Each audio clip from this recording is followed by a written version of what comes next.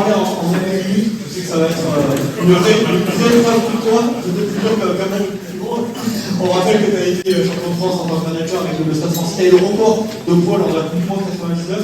Cette Coupe du Monde 99 avec l'Argentine, tu as connu quelque chose de particulier, c'est que tu as participé à l'inauguration du Millennium Stadium dans des conditions un petit peu rocambolesques. Est-ce que tu peux nous faire partager cette anecdote que tu as vécue avec les Pumas?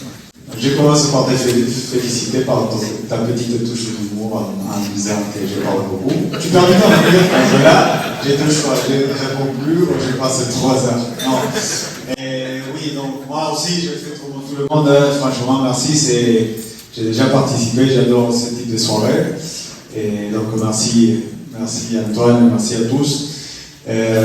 Oui, moi j'aime bien on a parlé 91, de 95. Thomas, on s'est connus en 99, j'étais tout seul à la soirée de clôture de la Coupe du Monde, parce que l'Argentine n'était plus là et Thomas m'a invité à boire un coup. Et depuis là, on a une belle amitié. Oui, nous, on n'était pas super pro non plus. Il y en a fait la connerie. Pour ceux qui connaissent Cardiff, ils nous ont mis en 99, à moi, les Argentins à Cardiff. C'était pas une bonne idée. Il n'y avait pas de réseaux sociaux. On n'avait pas des coachs. Notre coach avait démissionné. On avait changé de coach l'année d'avant. Ça n'arrive pas qu'elle ait le professionnalisme, ça fait le coach. Nous, on avait Alex Wiley qui ne comprenait rien et il était notre conseiller, comment on les appelle, les mecs, les consultants. Et il était là, il était bourré, il s'est mis des whisky tous les soirs. Mais en Argentine, on est très bon pour avoir des batailles politiques de fou. Donc on avait des super coachs qui ont été virés 1 an avant la Coupe du Monde. Ceux qui ont pris les trucs, ils étaient fâchés parce qu'ils avaient déjà donné la liste des joueurs et ils voulaient donner leur liste. Comme ils n'ont pas pu faire leur liste, 2 semaines avant la Coupe du Monde, ils ont tous émissionné. On a fini avec Alex Wiley et des coachs en choix qu'on a découvert à l'aéroport. Et ils nous ont posé notre poule à Cardiff. Donc on n'avait pas une autorité claire, et on était à Cardiff sans réseaux sociaux. C'est un problème. Mais en termes de cohésion, on était très bons, c'était super, pour être sérieux, on s'est bien préparé, on avait honte, on avait peur d'être ridicule. Et on l'a su après, qu'on avait une belle génération. Et on l'a découvert à fur et à mesure qu'on s'est préparé, qu'on jouait.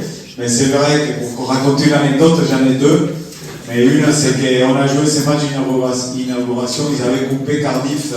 Il y avait des millions de Gallois, donc une marée rouge.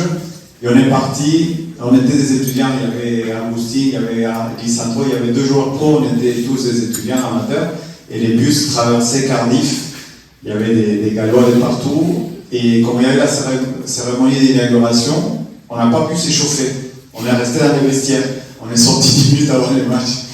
Et on ne comprenait pas ce qui s'est passé. Il y avait 80 000 Gallois, les toits fermés. Donc les capitaines, ils s'envoient au bisou qui nous disaient ne vous laissez pas trop par l'émotion. Ils chialaient les larmes.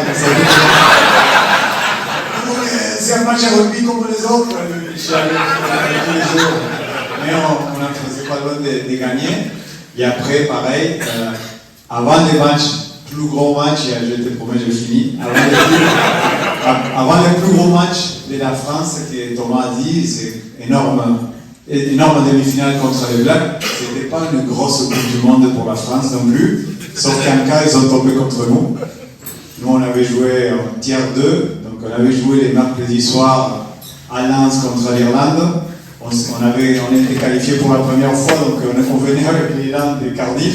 Donc on n'a pas dormi la nuit après, on est arrivé à Dublin défoncé. Et je pense qu'on a aidé la préparation de l'équipe de France.